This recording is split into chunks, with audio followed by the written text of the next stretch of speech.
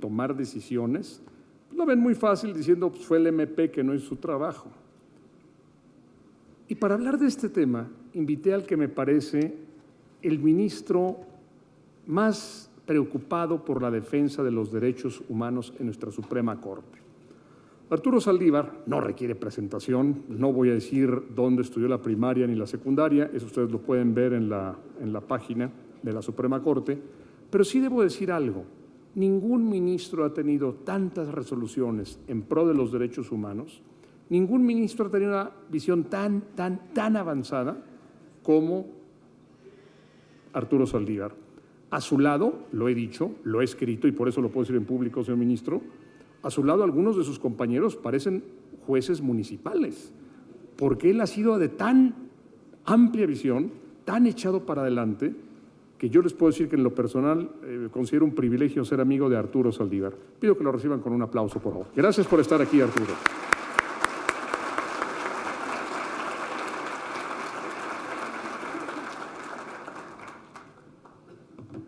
Muchas gracias. Primeramente, a mi amigo Gerardo Laviaga por su invitación tan amable para estar con ustedes esta tarde. En segundo lugar, también a Gerardo por esta amabilísima presentación, muy exagerada, como debe ser una presentación hecha entre amigos. Entonces, así hay que tomar siempre este tipo de eventos porque uno corre el riesgo de querérsela y entonces eso es peligroso. Veo que este es un evento muy relevante, con una gran participación y celebro mucho que se haya hecho sobre el eje del cambio cultural, porque estimo, y también lo he comentado en distintos eventos, que el gran reto que tenemos en nuestro país con las grandes transformaciones jurídicas que hemos venido desarrollando en los últimos años es precisamente lograr un cambio cultural. Cuando nos enfrentamos a la reforma en materia de derechos humanos, la reforma en materia de amparo, la reforma tan ambiciosa en materia penal, si los juristas, si los abogados, los jueces, los fiscales no somos capaces de cambiar el chip, por decirlo de alguna manera, de cambiar nuestra lógica, nuestra filosofía y hasta nuestra ideología jurídica, por muy profundas que sean las transformaciones legales e incluso constitucionales, no van a llegar a buen puerto, porque al final del día, cualquier reforma constitucional, cualquier gran transformación jurídica, al final debe ser interpretada, y es en esa interpretación en la que va a tener su sentido definitivo.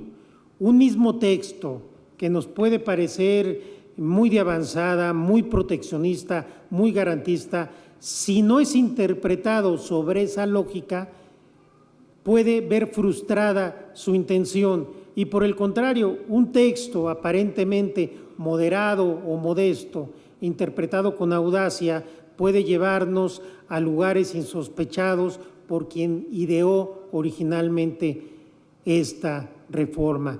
De tal suerte que me parece que todas las grandes transformaciones y, por supuesto, el nuevo sistema penal acusatorio pasa necesariamente por los operadores jurídicos que lo implementan, tanto los fiscales, los abogados defensores, pero particularmente los jueces, porque seremos los jueces los que diremos en última instancia cuáles son las reglas sobre las que va a jugar el sistema y cuál es la verdad jurídica en los casos concretos que estén a nuestra consideración.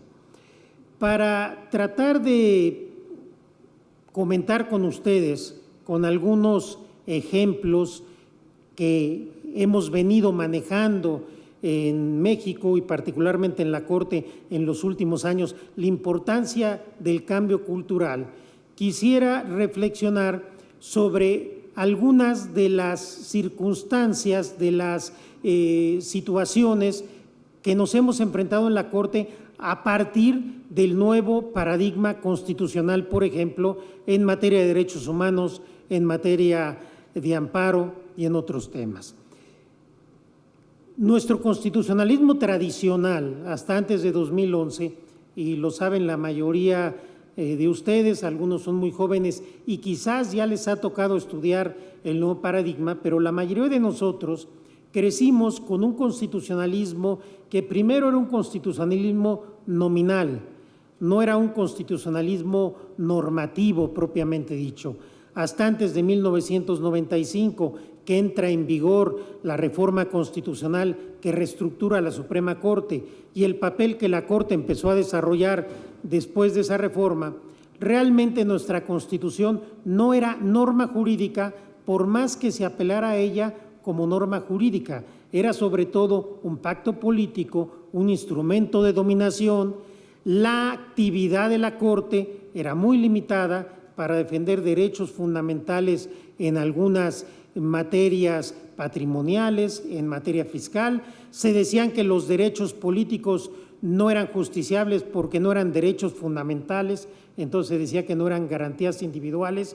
Y en materia penal, la Corte fue causante de un sistema anacrónico, injusto y profundamente violatorio de derechos humanos. Todo mundo sabía en ese entonces que todas las confesiones en este país habían sido arrancadas bajo tortura.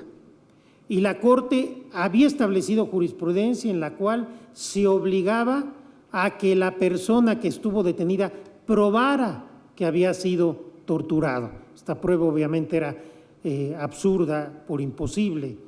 Y si se retractaba la persona de la primera declaración que había dado en unos separos con policías judiciales, entonces tenía que demostrar las razones por las cuales se había retractado.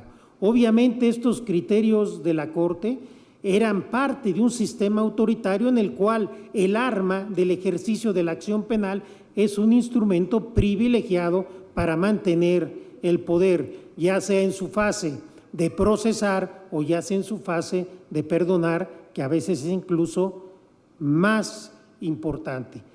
De perdonar, pero de perdonar no juzgando, de perdonar no consignando, de perdonar no persiguiendo. A partir de 95, la Corte empieza a realizar una labor en la cual nuestra Constitución empieza a ser norma jurídica, si bien es cierto que durante más de 10 años dedicada exclusivamente a los temas de conflictos entre poderes. Pero cuando viene esta reforma de 2011, hasta antes de ese momento, ¿cuál era la idea de nuestro constitucionalismo? Un constitucionalismo nominal, un constitucionalismo cerrado, es decir, se pensaba por los juristas mexicanos que la Constitución era un cuerpo cerrado, era Constitución solo lo que decía la Constitución, nada que estuviera fuera de la Constitución podía ser Constitución. Los tratados internacionales eran una pieza exótica y folclórica a la cual no había que acudir, y obviamente todo el orden jurídico, todo, estaba supeditado a la Constitución en su letra. Se privilegiaban interpretaciones gramaticales, interpretaciones literales, interpretaciones cerradas de la Constitución. Claro, cuando llega la reforma en materia de derechos humanos de 2011, que genera un bloque de constitucionalidad formado por los derechos humanos propiamente constitucionales y por los derechos humanos de fuente internacional, viene un choque cultural en todo el foro mexicano, en los abogados, en los fiscales, en los académicos, pero particularmente en la judicatura. Y este choque cultural que se da en la judicatura se refleja muy claramente en la Suprema Corte. Si ustedes ven los debates que se dieron en la Corte después de esta reforma tan importante de 2011, había un enfrentamiento ideológico entre dos maneras de entender el constitucionalismo y entre dos maneras de entender el derecho, y que se traducían en la forma en cómo se quería interpretar esta reforma. Pongo algunos datos muy simples. Primero, ¿cuál es la jerarquía de los derechos humanos establecidos en tratados internacionales? ¿Eran constitución?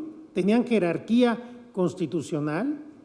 ¿O eran normas infraconstitucionales? Es decir, a pesar del texto del artículo 1 constitucional, había que entender que los derechos humanos establecidos en tratados internacionales tenían una jerarquía infraconstitucional porque la Constitución era la norma suprema.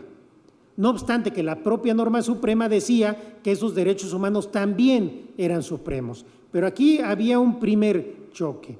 De este se derivaban otros. ¿Qué pasa si hay una ley que es contraria a un derecho humano de fuente internacional? Según una corriente, esto implicaba una cuestión de mera legalidad, es decir, una cuestión de aplicación de una norma u otra de igual jerarquía. ¿Y esto qué significaba? Que el amparo directo en revisión no era procedente porque no había un problema de constitucionalidad. Por otro lado, quienes pensábamos que cuando había un conflicto entre una ley y un derecho humano internacional, había un problema de constitucionalidad y convencionalidad, porque esta ley era inconstitucional al ser contraria a una norma de jerarquía superior, porque los derechos humanos tienen jerarquía constitucional, obviamente se producía que el amparo directo en revisión procediera y consecuentemente cambia la concepción. No es lo mismo un sistema jurídico constitucional en el cual las leyes pueden o no respetar los derechos humanos que un sistema constitucional en el cual todas las leyes tienen que respetar los derechos humanos de fuente internacional, porque si no es así son inconstitucionales y técnicamente son nulas. Otro problema, ¿cómo vamos a interpretar este bloque de constitucionalidad que entonces todavía no se reconocía que era un bloque de constitucionalidad? Una corriente en la Corte decía, debemos interpretar primero la Constitución y sí y solo si la Constitución no nos da una salida, una alternativa, acudamos de manera supletoria o subsidiaria a los derechos humanos internacionales. Otros de nosotros decíamos, no hay un problema de jerarquía ni de supletoriedad o subsidiariedad. Los derechos humanos se regulan tanto en la Constitución como en el Tratado Internacional y se deben interpretar armónicamente, de manera coherente, las dos normas que regulan un mismo derecho a partir de la interpretación conforme y el principio pro persone. Como nos damos cuenta, en este momento en la Corte hubo un choque cultural, dos visiones del derecho, dos visiones de la función de la Constitución, dos visiones de la función de los jueces. Y este choque, digamos, no se resuelve, al menos en cierta medida, hasta que se falla la contradicción de tesis 293 de 2011, en la cual el Pleno de la Corte acepta, por fin, que hay un bloque de constitucionalidad, que hay un parámetro de regularidad constitucional formado por los derechos humanos propiamente establecidos en la Constitución y por los derechos humanos de fuente internacional. Pero esto nos llevó un buen número de años de estar discutiendo, reflexionando, y no quiere decir que ya no haya temas sobre esta cuestión en donde no haya todavía un debate y visiones diferentes, como es, por ejemplo, el relativo a restricciones constitucionales. Pero hemos venido avanzando para llegar, en cierta medida, a consensos mínimos que vayan haciendo viable la reforma en materia de derechos humanos. Y otra cuestión que es muy importante, que quizás ustedes no han advertido, pero vale la pena que chequen esto, el cambio de lenguaje que ha habido en la Corte. Hoy ha habido un triunfo cultural del lenguaje de los derechos en el Pleno de la Corte. Hoy todos hablamos ya un lenguaje de derechos, incluso quienes en ocasiones votan de alguna forma que pudiéramos pensar que no fue la que más benefició a los derechos, siempre se justifica o se trata de justificar que se hizo beneficiando los derechos o sin desconocer los derechos. Y el derecho en gran medida es un lenguaje, y una victoria cultural en el lenguaje que utilizamos los jueces me parece que no es un asunto menor y que permite ir resolviendo y procesando una gran cantidad de cuestiones que se nos presentan en la Suprema Corte y que se le presentan a todos los jueces del país. De tal suerte que advirtamos cómo al final del día estas grandes reformas requieren un cambio cultural. ¿Qué hubiera pasado si para interpretar la Constitución, la reforma constitucional de 2011, los jueces de la Corte mexicana no generamos un cambio cultural? Tendríamos el mismo texto constitucional, pero con otro sentido.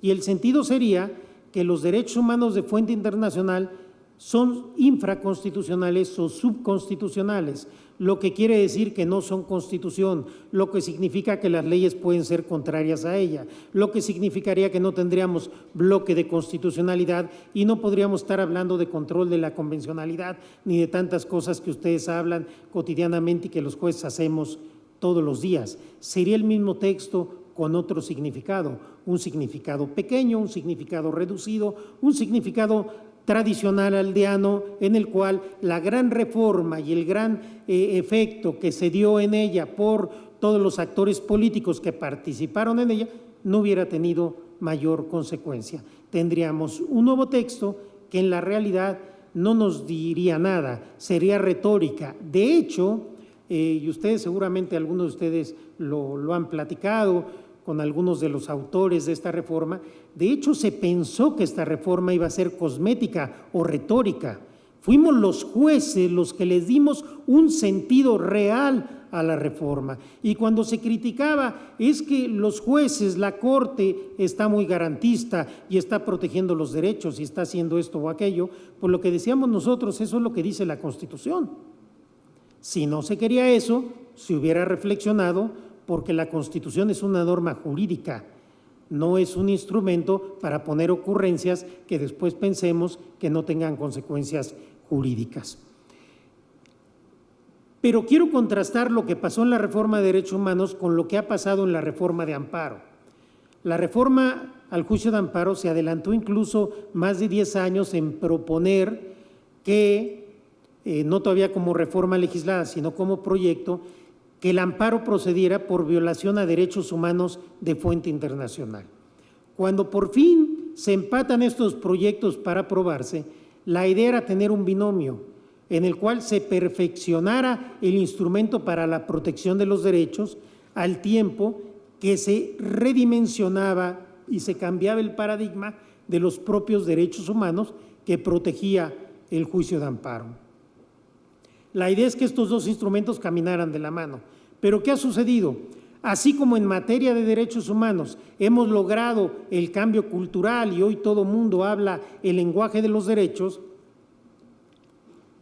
en materia de amparo, a pesar de que en el primer proyecto que se hizo claramente se establece cuál es la finalidad de la ley de amparo, lo que tenemos es una ley de amparo que por regla general se sigue interpretando con un paradigma ya superado, con un paradigma que no se compadece ni con el paradigma de los derechos humanos ni con el paradigma del nuevo juicio de amparo. ¿Por qué es esto? En parte porque en las últimas etapas del proceso se hicieron reformas a la ley de amparo con un paradigma en mente distinto, con una lógica distinta, que vinieron a generar un texto a veces incluso incomprensible. Pero también porque queremos interpretar la ley de amparo a la luz de la ley de amparo anterior, a la luz de criterios de grandes juristas mexicanos que interpretaban el amparo de una forma que para mí en el mundo quedó superada hace 50 años por lo menos. Y esto no lo hemos logrado superar. Muchas veces veo yo criterios, veo incluso jurisprudencias en donde digo, caray, esto es justo lo contrario de lo que se quiso hacer en la ley de amparo. Entonces, nos hace falta también impulsar un cambio cultural de cómo interpretamos y manejamos la ley de amparo. Lo que se hace muy urgente no solo en materia de interés legítimo, de concepto de autoridad, de apariencia de buen derecho, sino fundamentalmente para el nuevo sistema penal acusatorio. Si queremos interpretar el amparo, como lo hemos interpretado siempre, frente a un sistema que no se compadece, porque es un sistema nuevo que está en otra lógica, con esa ley de amparo vamos a distorsionar el sistema. En la primera sala estamos haciendo esfuerzos importantes para tratar de llegar a consensos en los cuales vayamos rediseñando el amparo a la luz del nuevo sistema, de las etapas, cómo deben cerrarse o no cerrarse, qué cuestiones deben dejarse para la audiencia del juicio o no, cuándo debe proceder el amparo indirecto o el amparo directo, porque si no lo hacemos bien, ahí se está jugando en gran medida la suerte del nuevo sistema. Si nosotros empezamos a reponer procedimientos después de la audiencia sobre etapas que tuvo que haber visto el juez de control, creo que podemos generar ahí una distorsión. Entonces, urge en esta idea de cambio cultural lograr hacer entender que la nueva ley de amparo, como todavía se le dice, aunque ya de nueva no tiene nada, supongo que es nueva porque todavía no la interpretamos como se debe de interpretar. Y entonces la ley de amparo vigente requiere un cambio cultural en su interpretación. Aquí sí los jueces nos estamos quedando cortos, me parece, para el gran reto y las oportunidades que nos presenta la ley de amparo frente al sistema de derechos humanos. Y pensemos también en materia de cambio cultural. ¿Qué ha pasado, por ejemplo, con la prisión preventiva? Hemos tenido una distorsión a lo largo de décadas en México de pensar que la prisión preventiva abate la impunidad y que el que una persona sea juzgada en libertad es impunidad. Y esto es completamente absurdo. En la mayoría de los países, sobre todo en los países donde hay sistema de justicia que puedan llamarse como tales, lo normal, lo lógico es que la mayoría de las personas sean procesadas en libertad por el elemental principio de presunción de inocencia, salvo que haya riesgo que se fugue de la justicia o que desaparezca pruebas, y así lo dice también la Convención Americana de Derechos Humanos, no hay justificación para que una persona esté en prisión preventiva. Nuestras cárceles están atestadas de personas que no ha sido acreditada su responsabilidad. Muchas de ellas van a ser declaradas inocentes y están procesadas con pruebas fabricadas, con haber establecido que el delito es grave, cuando aquí todo delito puede ser grave o fabricarse como grave, y esto es una enorme injusticia social. Y ahora se pretende decir que si se cambia la prisión preventiva, eso va a generar impunidad, y lo que es peor, que eso es quien es el responsable de que haya aumentado la delincuencia. Díganme ustedes, hace un año, antes de que entrara el sistema penal acusatorio, ¿no había delincuencia? ¿Ya no había impunidad? No, lo que había era un grotesco sistema de justicia en donde miles de mexicanos injustamente están en la cárcel y curiosamente siempre son las clases más pobres y más desprotegidas. Díganme ustedes qué gente acomodada conocen que esté en prisión preventiva si no es algún político que cayó en desgracia. En cambio hay miles de jóvenes y de mujeres. Y el caso de las mujeres es todavía peor, porque según las estadísticas, cuando una mujer cae en prisión, no la vuelven a visitar. No van los hijos, no va el esposo, no va la pareja, no va nadie. Es la peor injusticia que se puede cometer. Y ahí están, ¿por qué? Por un sistema anacrónico que tenemos que cambiar, pero para cambiarlo tenemos que lograr una modificación cultural, no solo en los operadores jurídicos, sino también en la sociedad. Hacerle ver a la sociedad cuáles son las ventajas de este sistema, porque este sistema al final nos beneficia a todos. Que no se puedan fabricar culpables, que podamos ser procesados en libertad hasta que se nos demuestre la culpabilidad. Esto beneficia a todos. Los jóvenes que caen en estas prisiones y después de varios años, aunque salgan en libertad, están dañados para siempre y no les dejamos otra que engrosar las filas de la delincuencia. Aquí hace falta que todos formemos un frente común para un cambio de cultura, pero también hay una responsabilidad en quienes procuran la justicia, porque es muy fácil culpar a alguien más de que los índices estén como están. Y a mí me parece que aquí todo el foro, los abogados, los jueces, los medios de comunicación tendríamos que ser mucho más vigilantes. Otro tema todavía más paradigmático que este, el debido proceso. Recordarán ustedes el caso de Florence Cassé. Fue un escándalo el siquiera sugerir que se podía liberar una persona porque se le había violado el debido proceso. Se dijo que el debido proceso era un tecnicismo, que el debido proceso ni se conocía, nadie había hablado de él. Al final, afortunadamente, se logró una sentencia conforme a un mínimo estándar de constitucionalidad y hoy por hoy el debido proceso ya está en nuestra cultura. Hoy todo el mundo habla de debido proceso, las autoridades hablan de cuidar el debido proceso. No es que siempre lo logren, pero por lo menos hay la idea de que se tiene que lograr y de que si no se logra va a haber consecuencias, porque antes no importa, todo causaban sus efectos de modo irreparable, entonces no importa, tortura, viola el debido proceso, la presunción de inocencia, al final no pasa nada.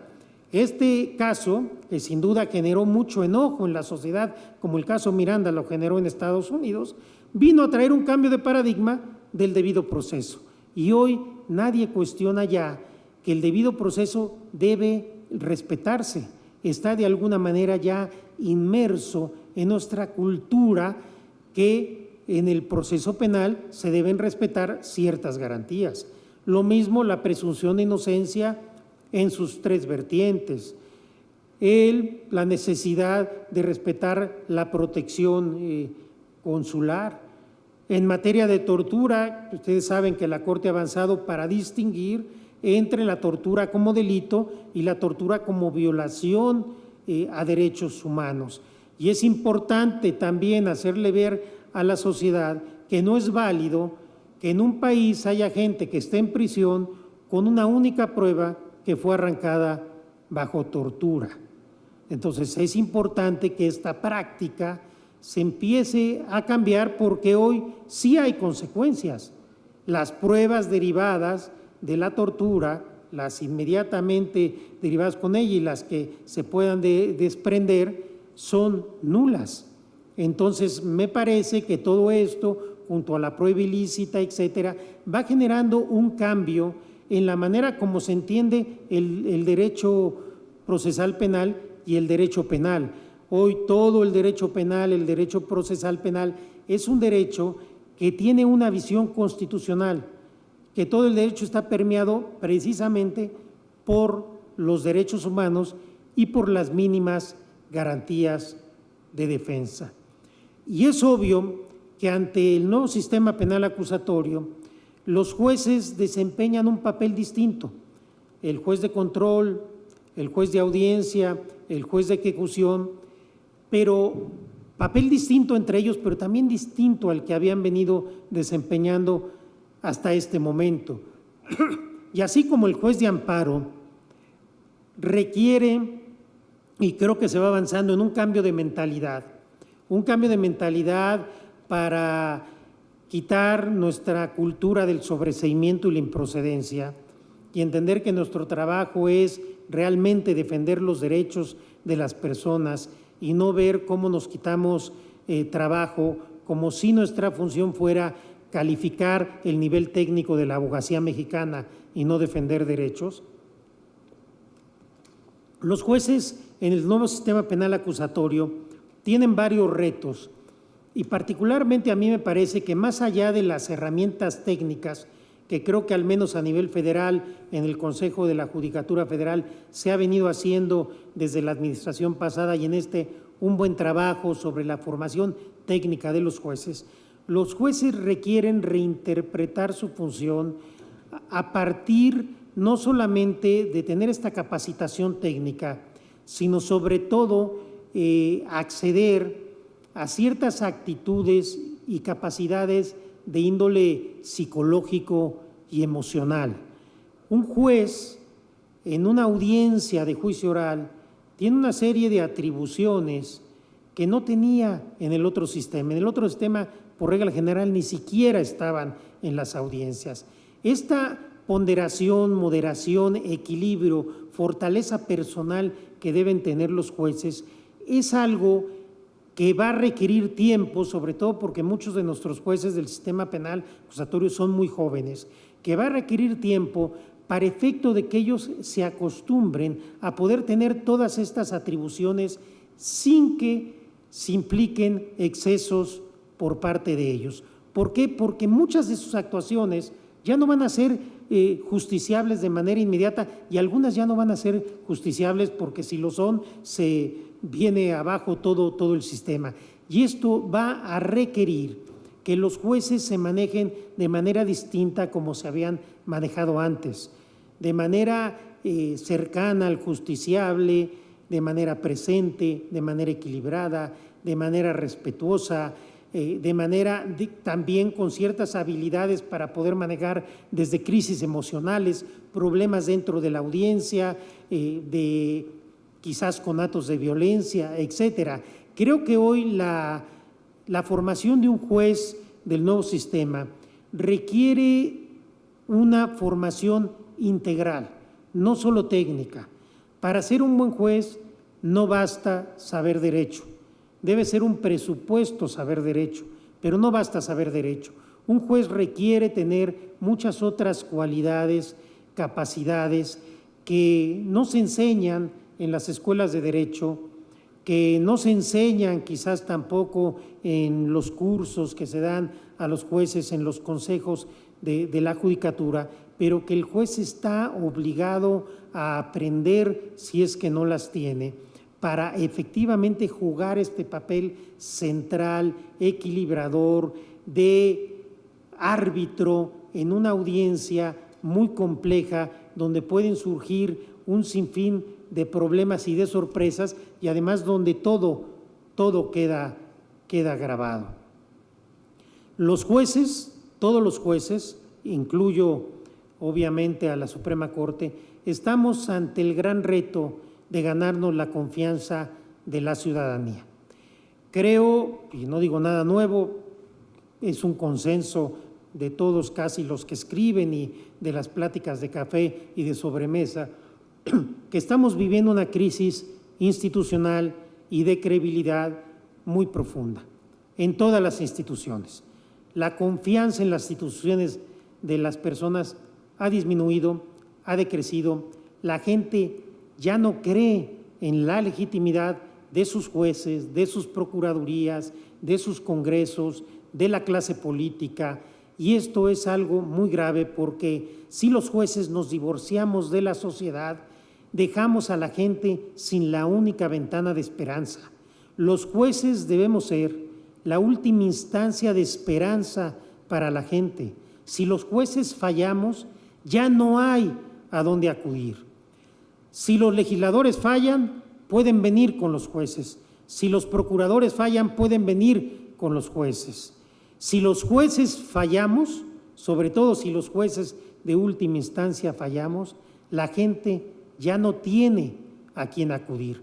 Por eso nuestra responsabilidad de ganarnos la confianza, de generar una legitimidad reforzada en la sociedad, es mucho más importante en el Poder Judicial, porque los jueces por naturaleza tenemos que inspirar confianza, impartimos justicia, defendemos los derechos y nuestra función debe ser siempre defender los derechos del más débil, defender al pueblo frente al abuso del poder, sin demagogia, esto no es retórica, defenderlo a través de todos y cada uno de los asuntos que llegan, en donde llegan las mujeres violentadas, los indígenas, los homosexuales, las personas de escasos recursos, las personas que han sido despojadas de sus hijos, de su patrimonio, las personas que son familiares de un desaparecido, de un secuestrado, de un torturado. La sociedad toda acude a los jueces porque hoy, curiosamente, la sociedad mexicana es más litigiosa que nunca. Entonces, hay en el inicio un atisbo de confianza porque la gente ya busca acudir a un tribunal. Voy a ir a un litigio, casi como en Estados Unidos nos vemos en la corte. Y hay esta confianza de inicio, pero después esta confianza de inicio se enfrenta con la cruel realidad. Creo que no podemos negar que en todo nuestro sistema de justicia sigue habiendo problemas de corrupción, de negligencia, de ineficacia, de tráfico de influencias, de abuso de poder. Negar estas realidades me parece que no tiene ningún sentido, porque no porque seamos como el avestruz, la realidad va a desaparecer. La realidad está ahí y la ve la gente. Lo que tenemos que demostrar los juzgadores todos los días es un compromiso con esos derechos humanos de todos, pero particularmente de los más débiles. Si no lo hacemos así y si desaprovechamos esta gran oportunidad que tenemos, no solo en el sistema penal acusatorio, sino en la reforma en materia de derechos humanos, creo que podemos arrepentirnos y creo que al final nuestro país pagará las consecuencias. Cuando todo parece fallar o cuando todo parece tener problemas, repito, la última esperanza de la gente somos los juzgadores. Y la última esperanza dentro de los juzgadores está en la Suprema Corte. Y por ello yo he dicho en muchas ocasiones que, sin negar los grandes avances que ha tenido la Suprema Corte, y que quizás ahora me refiera brevemente a ello, la Corte requiere que seamos autocríticos, que nos preguntemos todos los días por lo que estamos haciendo, qué hemos hecho bien, qué hemos hecho mal, qué nos falta por hacer. Requerimos tener una Corte más austera, más transparente, más cercana a la gente, con mayor sensibilidad social, con mayor sensibilidad humana. Hemos hecho muchas cosas, sí, por supuesto. Creo que la democracia mexicana hoy no se entendería sin la labor de la Suprema Corte. En materia de derechos humanos hemos revolucionado toda la lógica del derecho penal. Hemos puesto en derecho familiar el énfasis en el interés superior del niño y a través de eso hemos modificado todo el paradigma en materia de derecho familiar. Hemos defendido de manera consistente la libertad de expresión en diversos ámbitos. Hemos defendido a las minorías, a los indígenas, a las personas con discapacidad, a las personas con orientación sexual distinta a la mayoritaria. Hemos avanzado en la protección horizontal de los derechos humanos. Hemos avanzado hacia la responsabilidad y daños punitivos de prestadores de servicios, de hospitales. Hemos protegido a los niños del acoso escolar o bullying, representando esto una sanción económica para las instituciones que no defienden y protegen a los niños. Hemos dado contenido al derecho a la salud, al derecho a una vivienda digna, al derecho al trabajo, etcétera. Creo que el trabajo de la Corte ahí está. Nuestros precedentes, y ustedes nos pueden juzgar por nuestros precedentes todos los días, se puede hacer un balance de lo que la Corte ha aportado a la democracia mexicana. Pero también tenemos que ser claros que quizás por razones de la propia estructura de lo que es un tribunal constitucional, mucho de esto que hacemos todos los días no hemos logrado comunicarlo adecuadamente.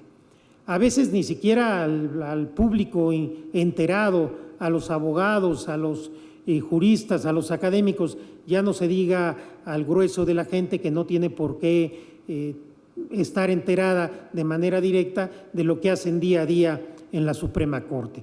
Pero esta postura o esta actitud que yo creo que debemos tener en la Corte, autocrítica, me parece que es la actitud que debemos tener todos los que somos servidores públicos.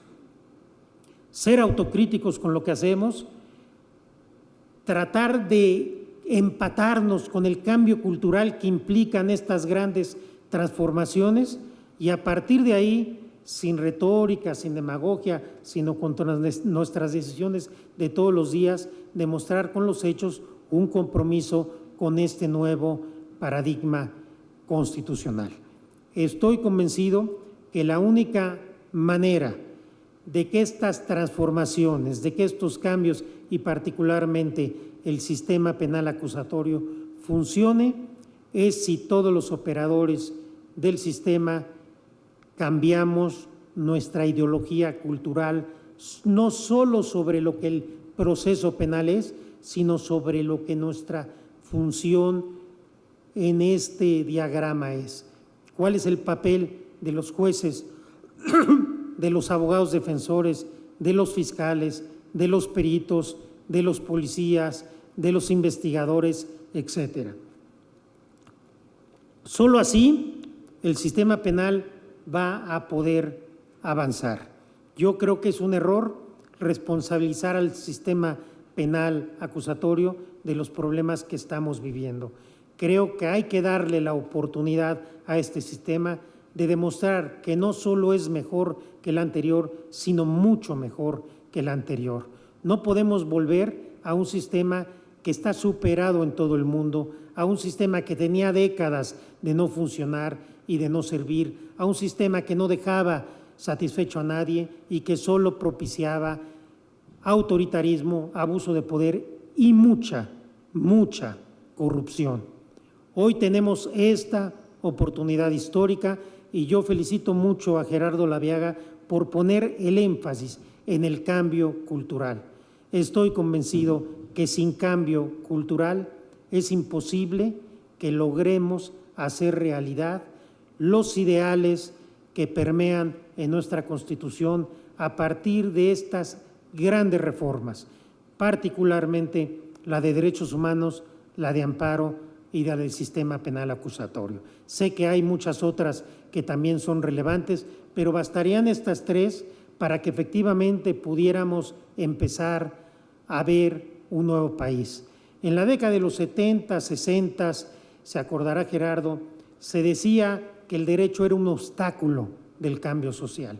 Y efectivamente el derecho ha sido en muchas etapas de la humanidad un obstáculo del cambio social, porque el derecho normalmente trata de mantener el status quo. Hoy creo que el derecho puede ser, debe ser y será un motor de cambio social. No solamente dejará de ser un obstáculo del cambio social, sino será esa vía por la cual debe transformarse el país para que tengamos mayor justicia, mayor desarrollo, paz social y un país más digno donde puedan vivir nuestros hijos y donde podamos gozar por fin de esta concordia que parece que cada día se nos aleja más, pero que yo estoy convencido que si las mexicanas y los mexicanos de bien luchamos cada día y todos los días, podemos salir de este bache y de muchos otros baches como lo hemos hecho a lo largo de nuestra historia. Muchas gracias por su atención.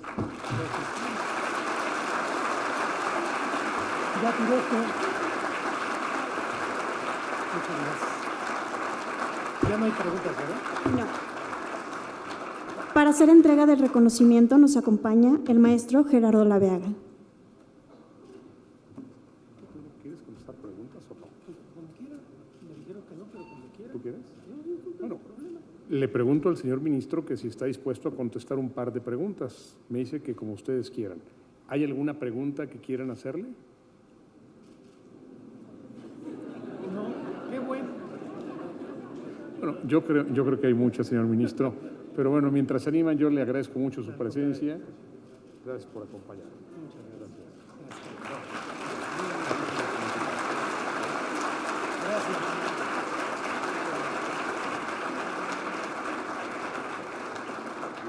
Entonces ya no va a haber preguntas, ya me voy. ¿Sí va a haber o no va a haber? No. Es que a mí me dijeron que no iba a haber preguntas, dije, está bien. Después ahorita me dijeron, ¿quieres preguntas? Como ustedes quieran. A ver, dije. No hay ninguna sabiduría, gracias. ¿Me puedes guardar esto? Sí. La problemática que se presenta en la prisión preventiva es una problemática precisamente del principio de inocencia. Entonces, el principio de inocencia efectivamente surge en un aspecto de derechos humanos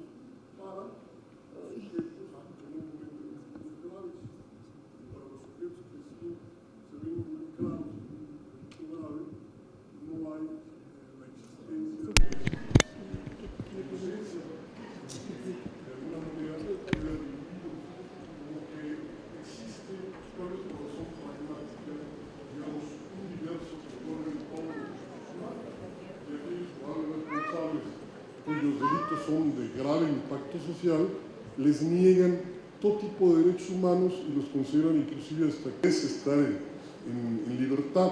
En ese orden de ideas, ¿cómo se puede hacer el planteamiento del principio de inocencia en presencia de los derechos humanos con respecto a delincuentes de a probables responsables de gran...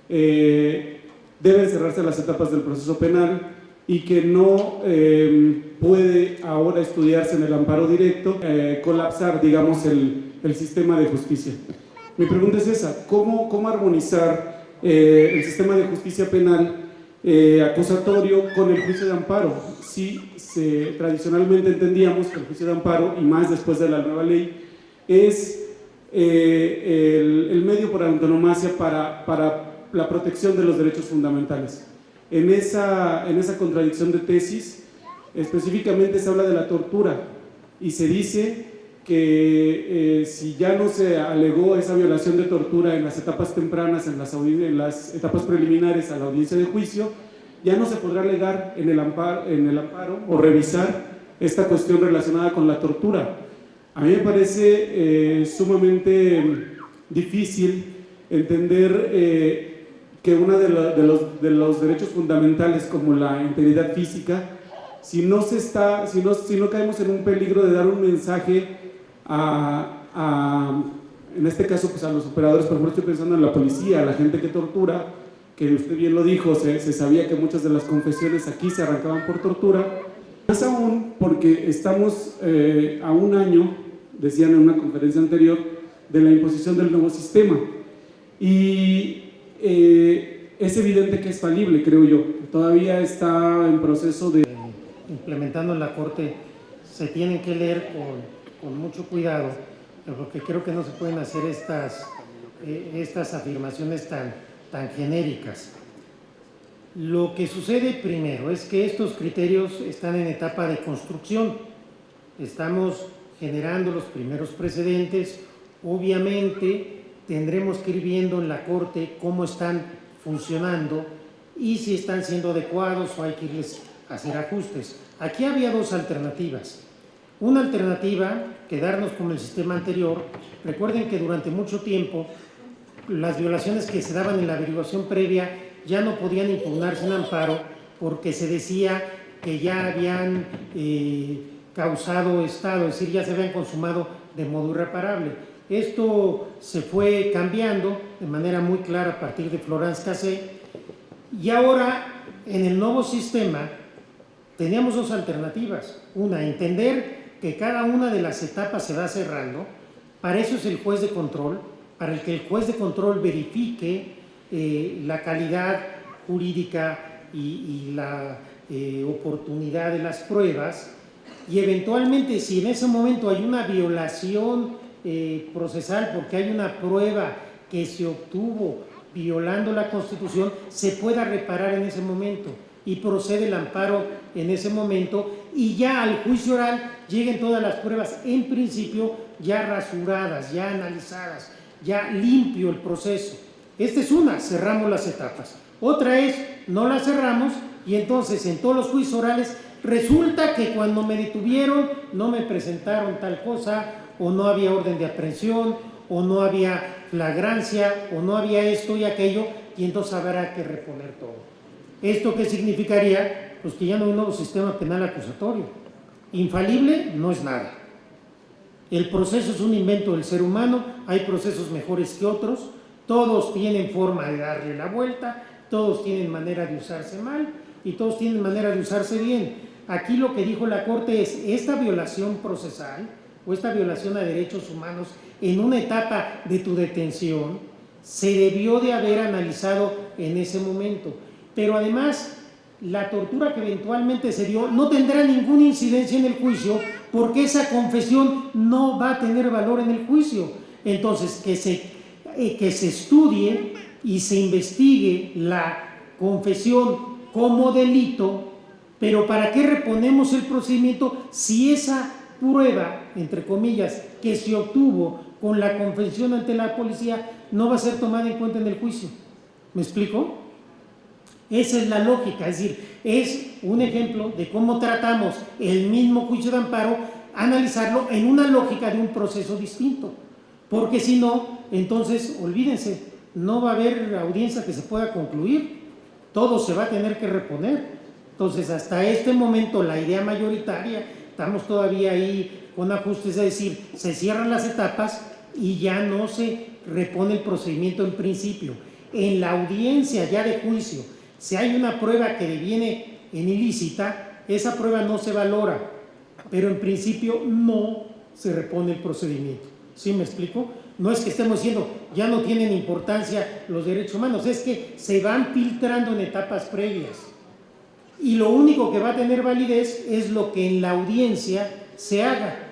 Por eso esta cuestión de ese asunto en particular de tortura no tenía relevancia. ¿Para qué se reponía desde la primera etapa del procedimiento penal acusatorio si de todas maneras ya no tenía ninguna trascendencia porque esa confesión no podía ser tomada en cuenta? ¿Sí me expliqué? A ver, una abogada había levantado. Ah, sí, a ver, abogado. Cuando Gerardo La Vega me diga, en ese momento. Sí, con lo que tú digas. Ya dicen ellos, ya di. A ver, Es abogado. mi derecho humano. Es tu derecho humano, sí. Señor ministro, yo le quiero hacer una pregunta. Investigación de los delitos cuando el agente del Ministerio Público le solicita, o tratándose de los elementos de la policía de investigación o de la policía judicial que tuviera a su cargo tal procuraduría, ¿cómo poder lograr este cambio cultural? Máxime que existe la necesidad de la capacitación y que se está implementando por parte de las procuradurías y de los tribunales. ¿Cómo lograr este cambio cultural? Reuniones con gente de la Procuraduría y de algunas otras dependencias, es algo muy sencillo.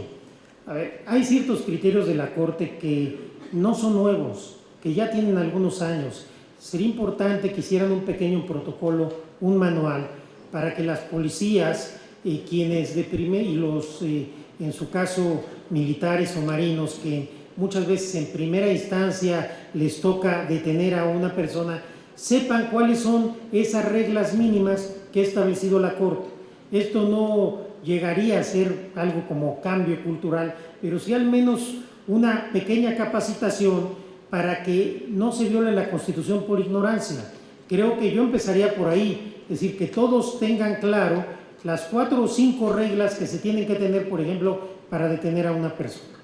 Ese sería un gran avance y se evitaría que muchos procesos se vieran frustrados por errores en ese momento de la detención. Ahora, y el cambio cultural con mayúsculas sí requiere cosas mucho más avanzadas, porque lo primero que se necesita es que los titulares de cada una de estas dependencias pues crean en este cambio cultural.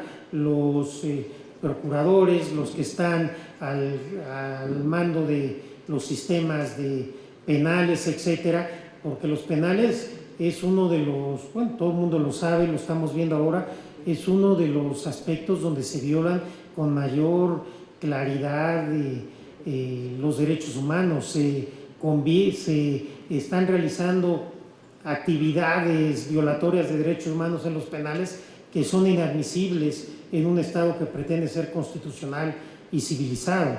Creo que ahí hay una tarea pendiente muy, muy trascendente, pero yo no sería el autorizado para poder opinar sobre el tema, porque a mí me toca juzgar cuando no lo hace. Gracias.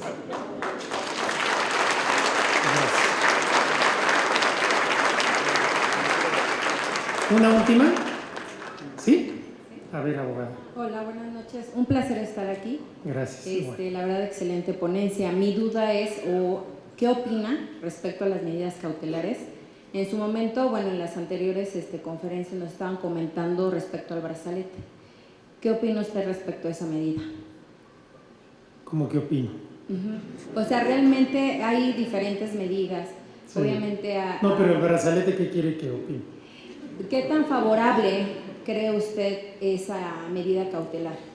Miren, no sé, yo no podría en este momento pronunciarme sobre eso, porque ese tipo de cosas sí están llegando a la Corte. Lo que sí puedo pronunciarme, porque ya voté, es que me parece que ese brazalete no se debe cobrar. porque cuando se cobra es discriminatorio, porque se privilegia a quien tiene recursos para pagarlo y a quien no. Eso sí lo he votado así en el Pleno de la Corte, creo que quedé en minoría hasta donde me acuerdo. Es lo único que podría decir. Supongo que si un brazalete sirve, no voy a hacer como una aplicación que está ahora de moda, si ese brazalete sirve, pues supongo que puede ser una medida cautelar adecuada, siempre y cuando se dé con absoluto respeto de los derechos humanos y no se genere a partir de esta medida una discriminación entre personas que están procesadas. Lo que yo no puedo admitir es que una persona que tiene derecho a libertad caucional o a libertad mientras está en el proceso, esté en prisión o esté en un reclusorio porque no tiene dinero. Eso creo que un país como este no nos podemos dar ese lujo. De por sí vivimos en una sociedad muy elitista, discriminatoria, racista, sexista, homofóbica, para que además de eso dependa que una gente esté en libertad o no porque pudo pagar o sus familiares pudieron pagar en un brazalete. Si es una medida precautoria, si es un beneficio al que se tiene derecho, el Estado debe tener los recursos para que pueda ser proporcionado a todos. Esto no quiere decir que no se puede establecer una regla que quien lo puede pagar lo pague, pero eso es diferente. Este aspecto sí puedo pronunciarme porque ya lo he hecho. Sobre lo demás es muy complicado porque estas medidas primero van a llegar a la Corte para que las vayamos definiendo y afinando. Y segundo lugar, creo que es muy temprano para poder hacer un pronóstico de qué medidas van a funcionar o no van a funcionar. Muchas de estas medidas funcionan en otros países, claro, para que funcionen aquí, pues a lo mejor se requieren una serie de cuestiones de infraestructura y de personal, etcétera, que a lo mejor en algunas de estas medidas no tenemos. ¿Sí? Gracias. Muchas gracias. Les agradezco mucho. Les agradezco mucho su atención. Agradezco nuevamente a Gerardo su invitación y sobre todo lo que más les quiero agradecer es su paciencia, su generosidad de haber soportado todo este tiempo, máximo el tiempo de preguntas que no estaba programado. Les deseo que sigan con mucho éxito este congreso, que entiendo que mañana tienen un día también muy intenso. Muchas gracias y enhorabuena a los organizadores.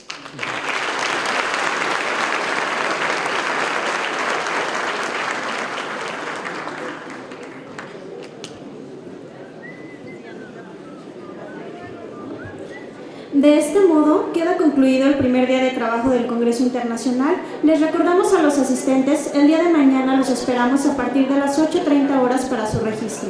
Buenas noches.